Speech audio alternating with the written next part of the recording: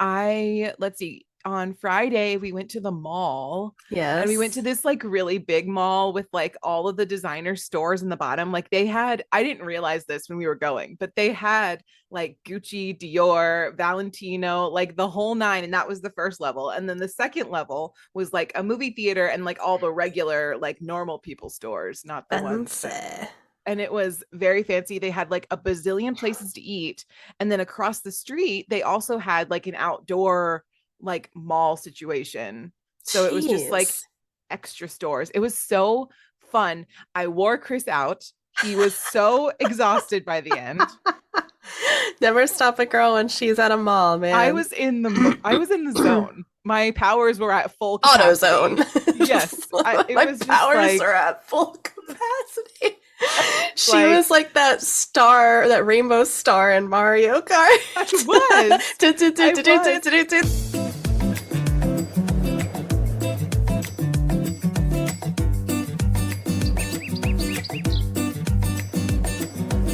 Hello, everyone, and welcome to the show. I'm Blair. And I'm Kirsten, and we are mediocre Mediocre content. content. And I'm going to apologize in advance. I am still recovering from the illness, the ick, if you will, so I probably sound gross. Yes, the listener won't know, No. but we have actually not recorded for like 2 weeks because Yes. it's just been a wild ride. I'm telling you, the freaking fall literally does my entire body in, and not in a good way. Yeah, fall is not your season. It is not, which is funny because spring is not Tyler's season. Like he got really sick in the spring with his allergies. This one Mm-hmm. just, I guess we're just gonna trade every year. Like, it's Yeah, just the way it's gonna be. Uh, anyway, I'm alive. We're alive. exactly. And you, listener, are none the wiser that anything Yeah, was you have no wrong. idea unless we told you, which we just outed ourselves. Oh, yes. We needed the break though. Yeah, Plus, to be fair, mediocre content isn't mediocre content unless we have like technical problems, which was the other issue we've been yeah, experiencing recently. truly. I I don't know what it is, man. I think we just have some bad juju. We need to like sage ourselves or something. Or it's just part of us now and it's just Yeah, an acceptance situation. that's true. That could also be it. Yeah. Definitely. But this also means I also feel bad because this also means we haven't had stream in 2 weeks.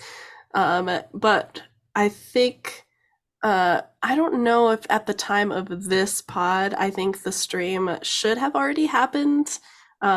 So next week after this one comes out, hang out with us, I think, on stream. Yes, Yeah. definitely. Yeah. Sure. At the time of the recording of this, though, we are trying to get back to We're, stream. yeah, we're still struggling with that. But before I die out, because inevitably I will start to shut down very soon with all the illnesses, I say we disclaim. Yes. Um, so obviously you guys know we are not experts on anything. If you've come to this podcast to get any kind of advice, including medical, because clearly we're not very good at that right Clearly. now. We are not the place for that, but we are the place to learn about things that you may not already know about. So we encourage you to do your own research and interact with us. Let us know if we've gotten anything wrong, because that's very possible. And with that, excuse me, I will take us into the good news. So excited. So, um, zero waste is what we're going to be talking about with the first good news. So, Ooh. a tiny Greek island has undergone a green revolution, becoming energy self sufficient and permanently closing its landfill site. Oh, wow. Yes, and it's the first zero waste island. Hmm. Quote, I already believe that nowhere else will match the quality of life I've experienced here in Telos, says Emmanuel Antonio Foratas. For Fotaras. Yeah. Yes. One of 745 residents living on a small Greek island located between Rhodes and Kos. Hmm. um, so the changes have been vast. Before the project began, the island sent 87% of its waste to landfill, and now 100% of it is diverted from the dump. Oh. The scheme has proved such a success that the island no longer has any rubbish bins and the landfill site has now completely closed. In their place is a center for creative upcycling where items can either be repaired, reused, or turned into raw art supplies or building material. Hmm. The project was overseen and paid for by Polygreen, a Greek company that specializes in circular economy solutions, but much of their success came through education. Mm. They began by setting up an information center in the port so residents could learn about how to sort their waste into three categories: recyclable, which would include like paper, plastic, metal, aluminum, Right. and glass; organic waste, food, fruit, or vegetable peels, stones, and bones. Interesting. Stones? And stones and Rocks. bones. Yeah. And Okay. non recyclable materials like soiled paper and personal items such as razors and masks. Each household was given its own zero waste equipment, including boxes for recycling and non recycling waste, a bag for organic waste, and a box for cigarette butts. That's very It specific. is. Regular door to door collections were then implemented across the island. A smartphone app monitored real time information to show Polygreen how much had been recycled. And quote, the project has brought about a transformative, positive change that has had a profound impact on both the environment and the local community, says Mayor Maria Kama Aliferi. Waste management and recycling initiatives have been enhanced, leading to a reduction in plastic and other non-biodegradable waste. This has not only beautified the island's landscape, but also protected its delicate ecosystems and marine life. Nice. Yeah. Um, let's see. So as a protected national park, the 63 square kilometer island is an important site for falcons, long legged buzzards, and a number of migratory bird species. Um, and the birds use Telos as a stopover between Africa and Europe, Oh, apparently. nice. Okay. Its environmental progress also could also provide a blueprint for cleaner and greener future to humankind as well. Nice. Um, and they've created new job opportunities related to renewable energy installation, ecotourism, and sustainable agriculture. Um, and it has brought an influx of environmentally conscious visitors to the island, boosting local business. Nice. So, yeah, any visitors to the island also have to take part in this particular movement as well. Hotels have special equipment for separating rubbish, and tourists can pick up cloth bags for shopping from the Zero Point Information Center. I think that's fantastic. I agree. It's definitely Although it is like a small amount of people, so it's right. probably like easier to implement this on a larger scale would be a lot. I think it's a good start. I think so too. I also think that like it's difficult to, at least here in the States, I know that there are some places that, they have recycle bins and things like that, but the plants just receive so much stuff that it's often not always recycled appropriately or at Right. all. In addition, I think it's interesting that this article specifically states that things can be like restored, like returned and restored. Uh-huh. And I imagine things like appliances or, electronics and things like that that often go to waste because, at least again, in a lot of countries and maybe, specifically the States as well, things aren't really made to last anymore. They're kind of made Right. to continue cycling through them. Right. You don't And so, take your blender to the blender repairman. You just get a right. new blender. Exactly. And I think those services have kind of either died out or become obsolete because um, the economy is, at least from their view, better stimulated by just having people continue to buy new, improved, or better things in the market, even though they're not really designed to be newer or better. Just Mm-hmm. a just a marketing tactic. So I think it would be super cool to have, you know, repair as opposed to just like buying new all the time. I agree. Also, everybody, Jinx has entered the chat. I So know. He's savage if over you there. hear any like weird noises, it's because he's like rubbing up against my microphone once again. It's his podcast after all, and he's late. He is late. Okay. Mm, mm, mm. So wild horses is our next topic. Ooh, so Um, excited. I know I'm so excited. So, as the summer heat wave continues to bake Europe, obviously, this article was not recently because it is currently winter, but that's Yeah. neither here nor there. Devastating wildfires are raging in Greece, Spain, Switzerland, and elsewhere. With high temperatures set to continue, more blazes are likely. So, free roaming horses might seem like an unlikely helper in this situation. Yet ecologists believe that our equine friends could play a role in mitigating wildfire risk in the future. Please Jinx. hold. Please hold. This is about horses, not My cats. God. Okay, come here. He is getting removed from chat. Bye, baby. And he's gone. He'll be back. Yes. Okay, so in May, the conservation organization Rewilding Spain introduced a herd of 10 uh, Pris- Przewalski's horses to the Iberian highlands. Ooh. Ancient cave paintings in the area suggest that horses similar to the Przewalskis, and I'm sorry if I'm butchering that name. There's like way too many I think consonants you nailed for it. my liking. An endangered subspecies of wild horse roamed the region over 4,000 years ago, and now they're back. Nice.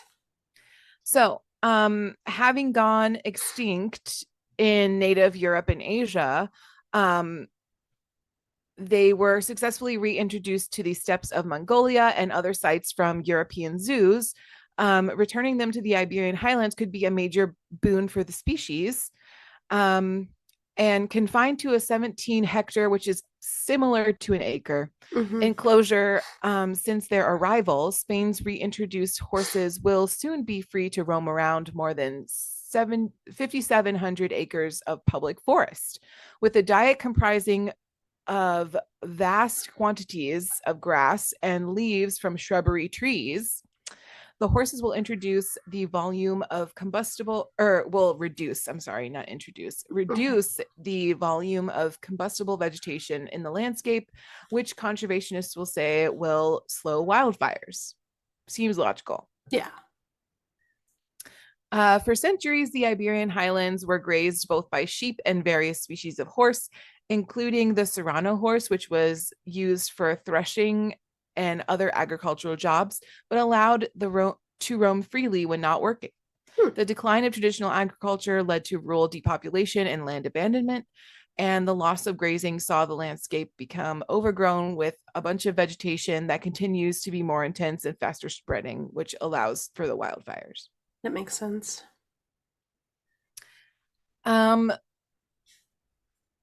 so the horses will also enhance biodiversity as the animals graze and browse.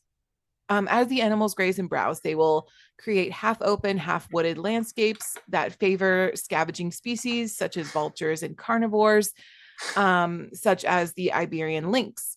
Their dung will also enrich the soil, which is gross but true. Because they poop. Because they poop. This is just the latest in a series of interventions taking place around the world to harness the positive impacts of grazing mammals on wildfire prone landscapes.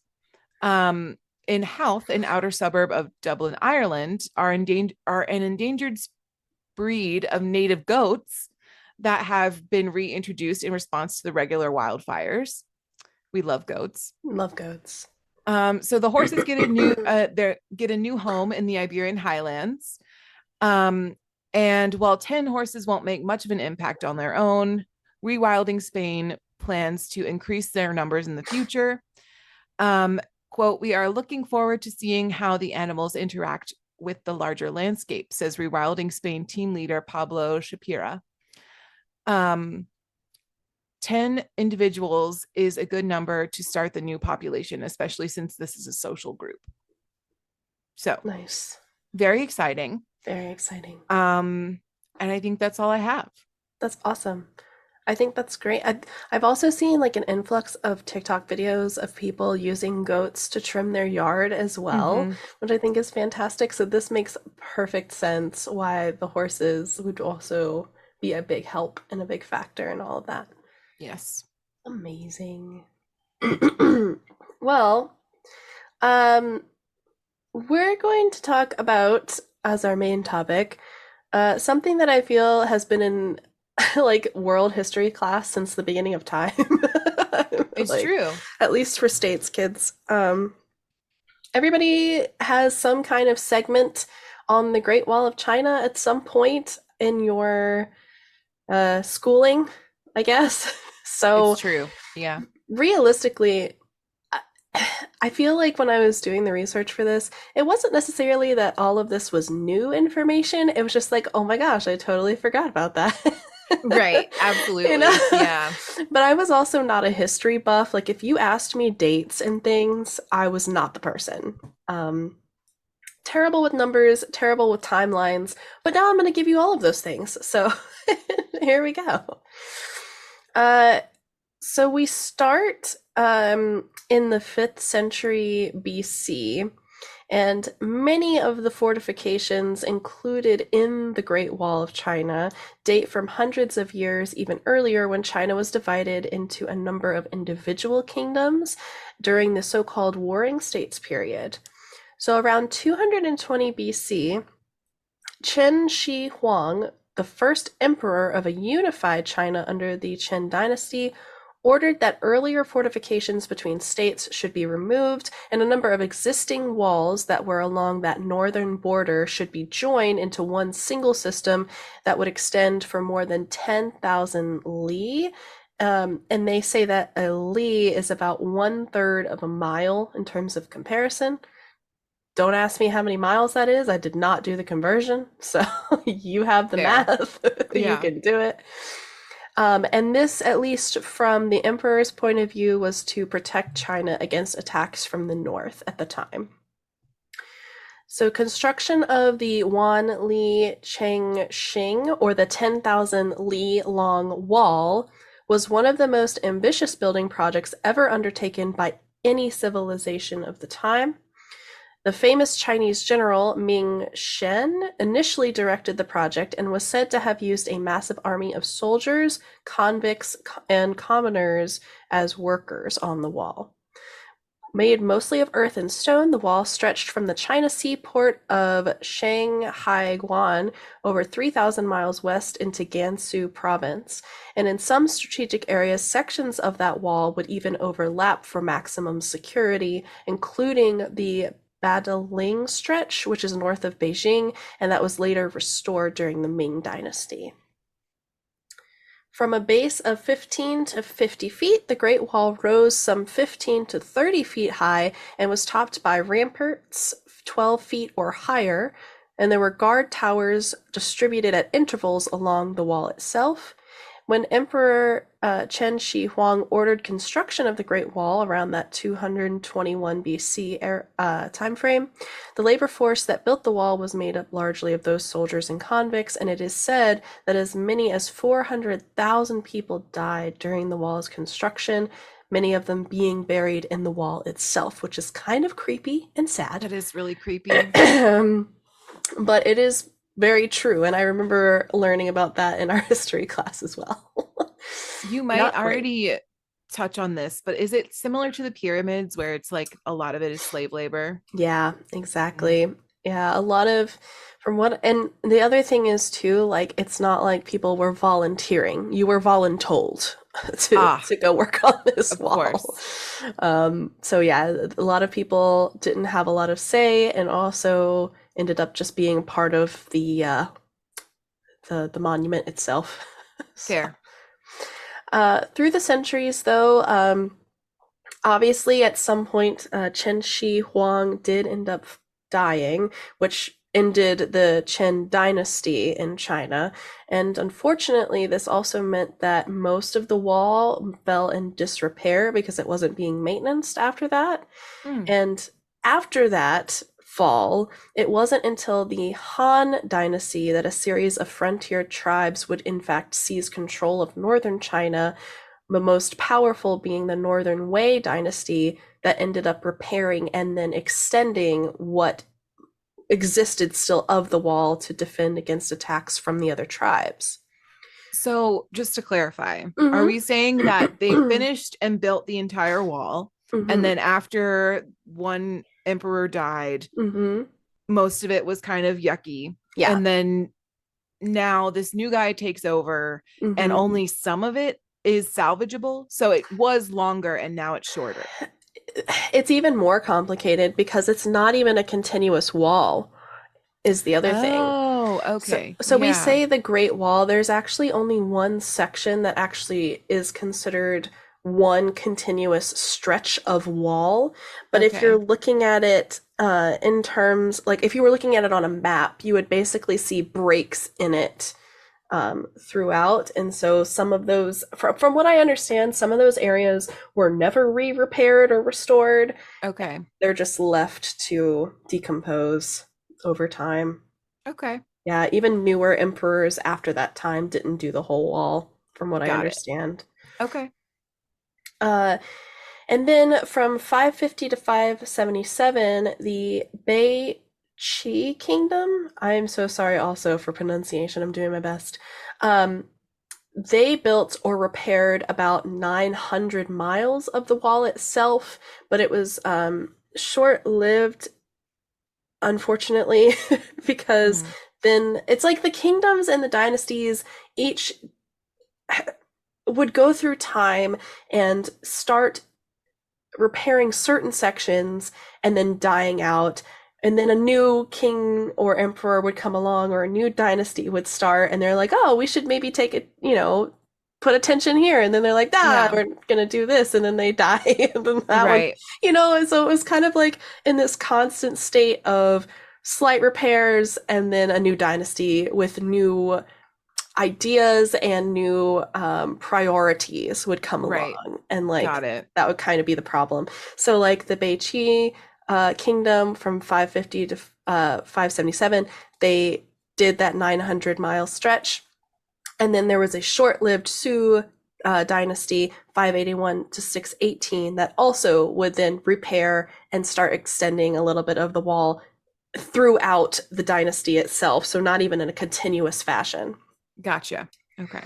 After the fall of the Sui dynasty, the rise of the Tang dynasty kind of eliminated the importance of the wall as fortification, because at that time China had defeated what was the Tuzhou tribe to the north, which was again the original quoted reason for building it in the first place. Mm-hmm. And so they actually expanded past the original frontier that was the original stopping point of the wall. So beyond the wall was also now protected, and was no longer a threat of being undertaken. So they were like, well, what do we need this wall for? You Yeah. know what I mean? Yeah. Like, Right. it's kind of unnecessary.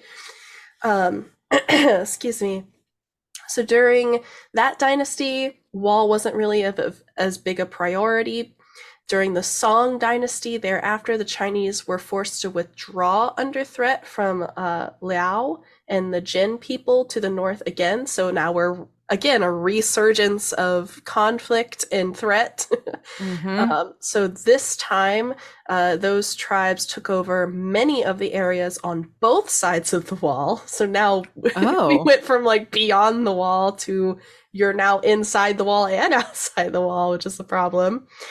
And the powerful Yuan or Mongol dynasty, which was 1206 to 1368, then established by Genghis Khan, eventually controlled all of China and parts of Right. Asia and sections of Europe, of course. And so now they have the wall, which was originally supposed to protect everybody. Got it. Got it. So the Mongols didn't really care about the wall. They obviously were able to go around it, and it wasn't really a big problem for them to get in. And so, as a military fortification, soldiers were just kind of assigned to man the wall to protect their merchants and travelers through it. But Sure.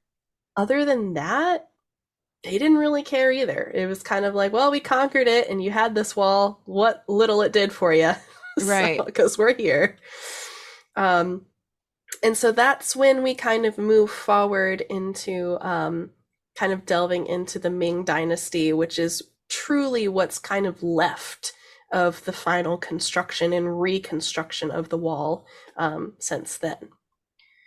So the Ming Dynasty was 1368 to 1644, and like the Mongols, the early Ming rulers had very little interest in building and fortifying the wall appropriately, and it was very limited in terms of its building and repair before the late 15th century. In 1421, the Ming Emperor proclaimed China's new capital, Beijing, on the site of the former Mongol city of Dadu. And under this Ming ruler, the Chinese culture flourished, and the period saw an immense amount of construction in addition to the Great Wall that included bridges, temples, and pagodas. The construction of the wall, as it is known today, then began around 1474, and after the initial phase of territorial expansion, Ming rulers took a large defensive stance and reforming and extending that wall to its key as a strategy. Although, again, it's not even continuous, so like, Yeah, I don't we can know. just go around the wall. Yeah, that's what a lot of them did, from what I Right. understand. I also see that you have in here, and this is like a mild tangent, but it's cool that like the Silk Road, the very Yeah. infamous Mm-hmm. trading route, runs through Does. the Great Wall. So it's like, I imagine that people going through that route are probably like, wow, this is so Right. impressive. We love this We love a good particular wall. wall. Yeah. I This mean, one at the section. time, you know, Yeah, but also as they're walking through it. right. You know Yes. what I So it's mean? like, okay, Right. So impressive. We're just gonna jaunty on in. right. You know? Yeah, it's very interesting, isn't it? Yeah. Um, So the Ming Wall extended from the Yalu River in what was the Liaoning province, which was the eastern bank of the Taolai River in the Gansu province. I'm going to let you guys look at a map and figure out where all that is visually, Hmm. because I couldn't tell you.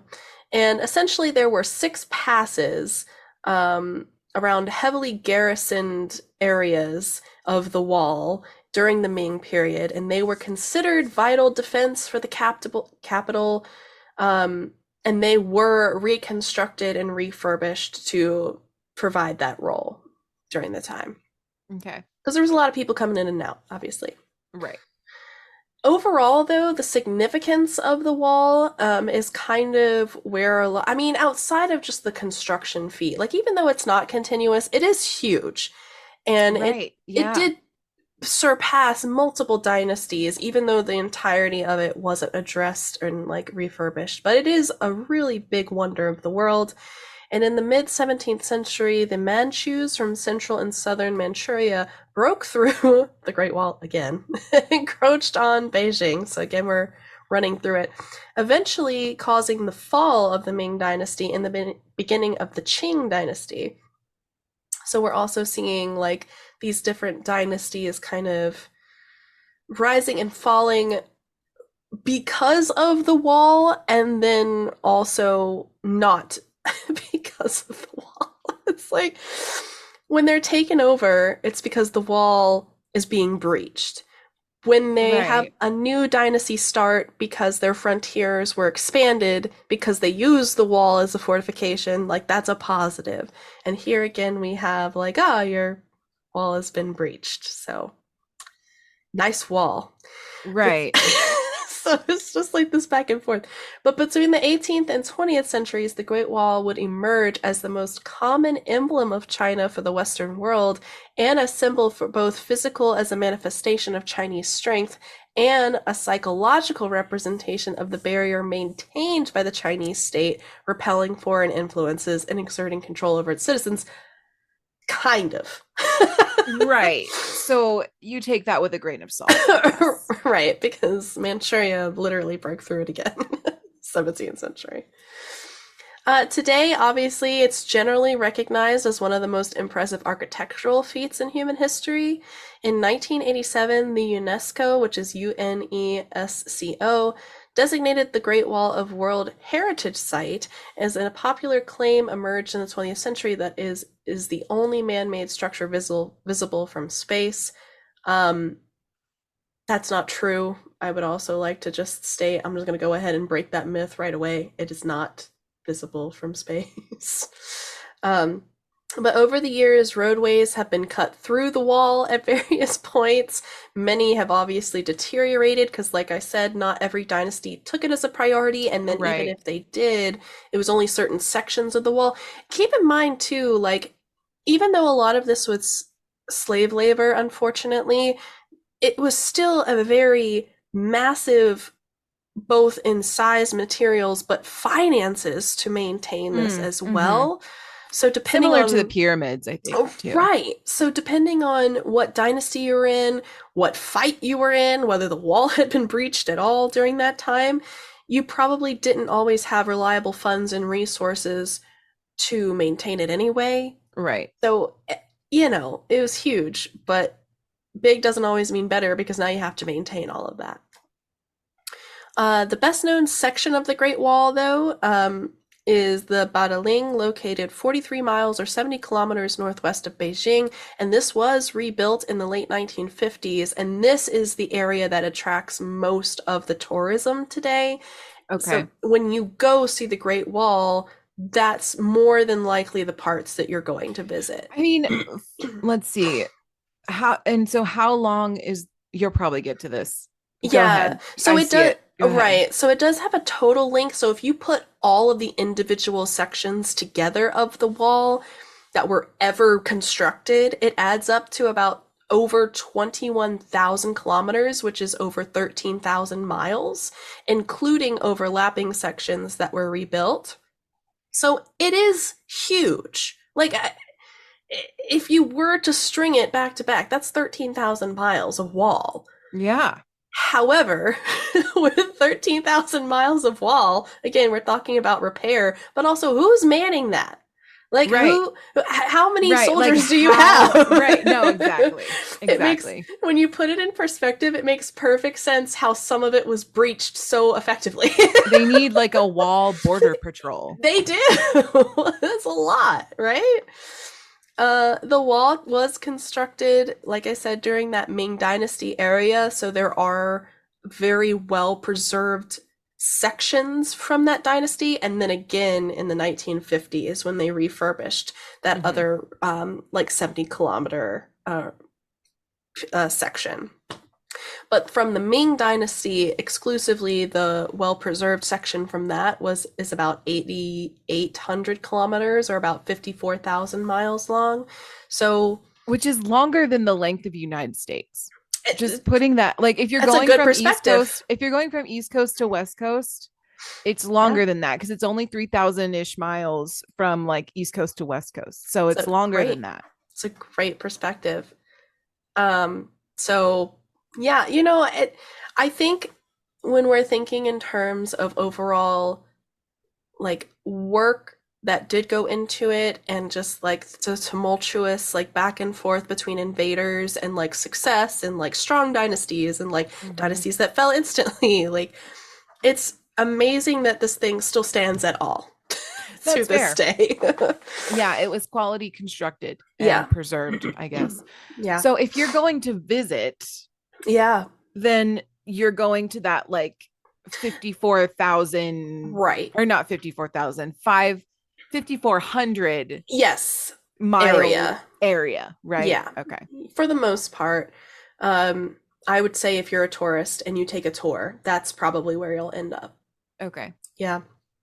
Now, in the second half, we are going to talk a little bit more about that degradation because I feel like people don't like it's obviously, like we've talked about, a wonder of the world, and it is massive and crazily constructed. But with time comes damage, and it's important to kind of understand what's going on with the wall today. So we'll talk about that in the second half. Sounds good.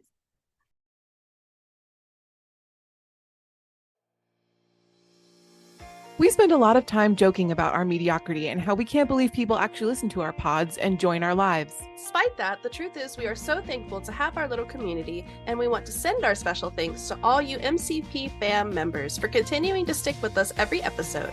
It does not go unnoticed. It might be cheesy and a little cliche, but we truly want to thank you for listening to our pods and engaging with our content as we slowly grow our platforms. So from us over here at Mediocre Content Podcast, Thank you. Now, enough of this mushy stuff. Let's get back to the pod.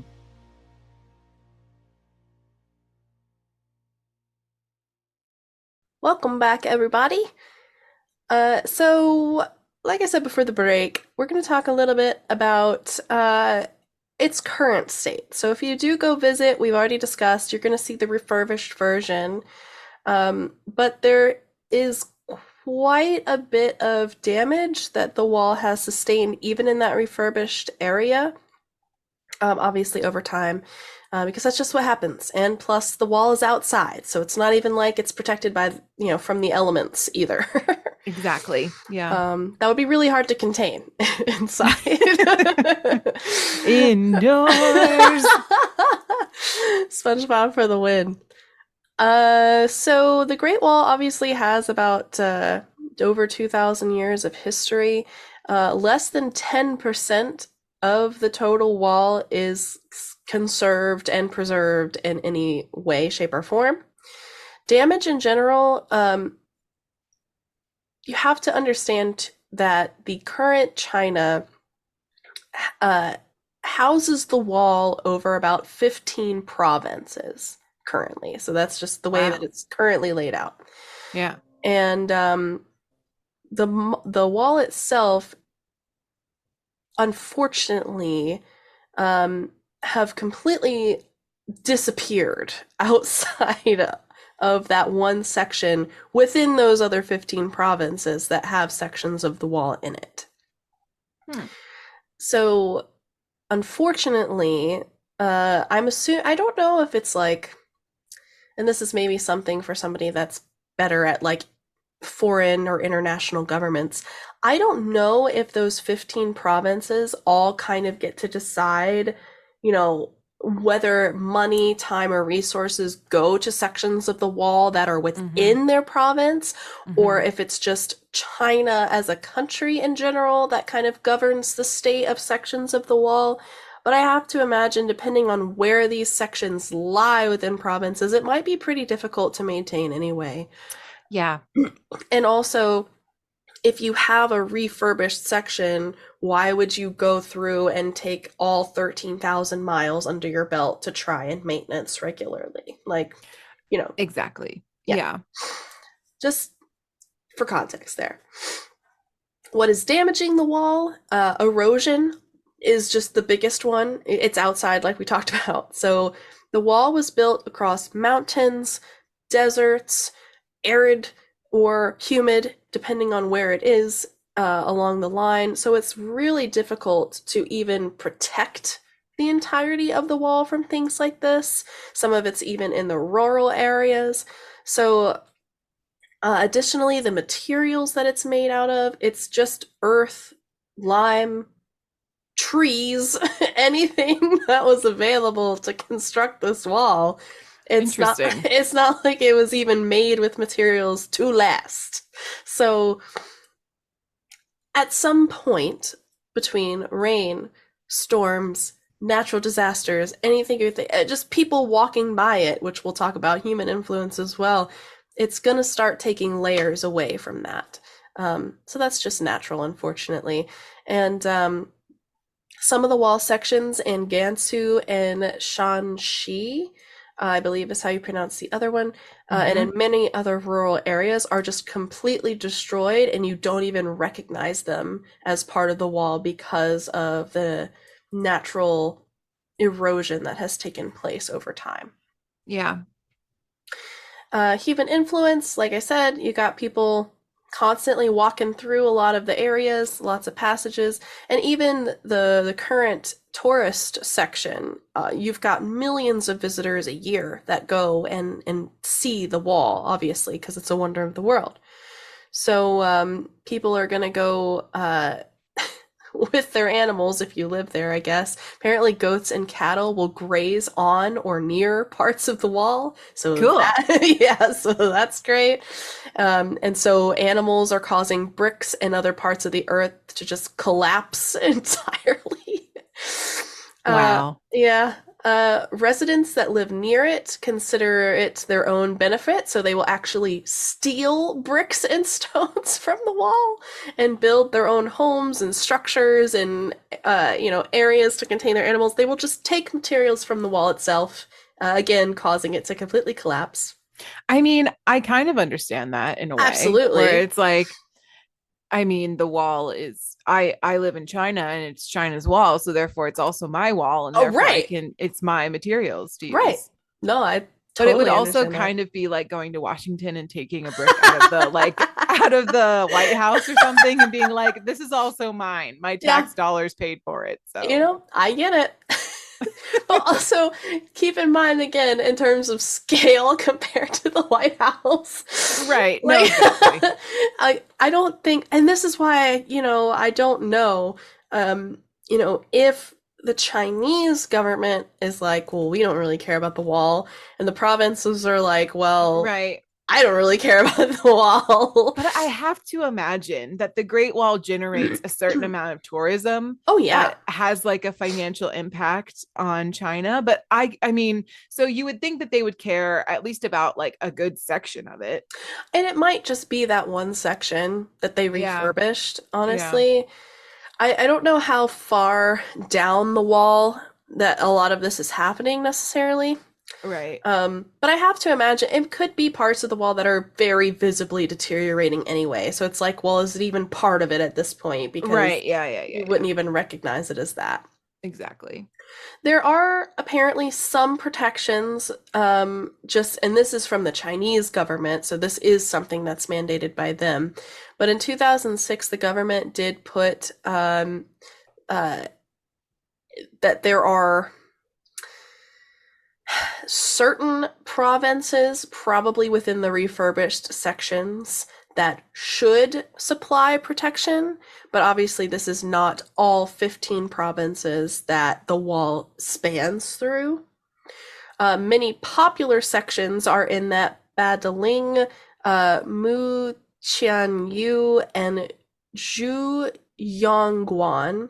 And again, those are areas that have already been restored, and then you would obviously want to protect because you've sunk money and time into them, and they Gotcha. are that Yeah. tourist attraction. Mm-hmm. Mm-hmm. But like in all the other sections, again, it's like whatever. There's graffiti, there's trash, people are stealing the bricks. It's Right. generally not like a great place to hang out.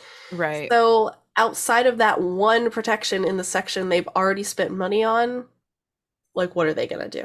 You know? Yeah, exactly. Also wanted to clear this up because we mentioned it in the first section, but in the early 19th century, this is unrelated to protections on the wall. I've skirted past that Okay. aggressively. Okay. The immense scale of the wall had given rise to the rumor that via the naked eye, you could see the wall from the moon, from space. You could see the wall. And that has been a long running rumor. It is invisible from space. Like, essentially, they compare trying to see the wall from space as equivalent to seeing a hair from 2 miles away. Okay, I have two things to say. First thing is Okay. that obviously you would take the most like the fact that has to do with space the most seriously. I would. I'm like protection of the wall, Right. of the And then wall construction. yeah, we don't care about that. We just want to Nah. make sure that everyone knows that space has nothing to do with this. That's right. Leave space alone. And then the other thing is like, well, obviously, because it's not very Right. tall. Like, I No. mean, it's not like why would you think that? I The mean, the only reason I bring this up really truly so aggressively is because I remember there being videos of the world, like the globe, Uh-huh. and people talking about the Great Wall of China and like the wonders of the world, and seeing them with this image of the globe and the Great Wall like coming out of the world. No, And I'm no. like, first of all, that would be massive. Okay. That Yeah, would like be you can't even see the huge. pyramids from space, and those are like No. really tall. Those are so big. And I was like, for that to be a thing, it would essentially have to be an entire continent on its side for you to Uh-huh. see something that colossal from I space. don't even think you can see the tallest building in the world from space. I don't think so either. And I think like I I think scale wise, your brain would just explode trying to think about how big this thing would have to be for you to see Yeah. it in space. You could, well, okay, so let's talk about this. Yes. So because it is 5,500 miles long, Right. if you took it off of the earth and like Yes. stretched it out into the atmosphere, then Yeah. maybe, Maybe. But maybe. not in its current state. Not even Correct. in its prime, when all the sections were fully built out. Yeah. Would you be able to see it from space? Right. No, exactly. So, space, I'm very passionate about, but also scaling, I'm Right. very passionate about. Right. Yeah. Perspective is everything. So, You're so right. You're you so cannot right. see the wall from space. And I just wanted to make that incredibly clear. I appreciate that. That's good. And that's where I'm going to leave it.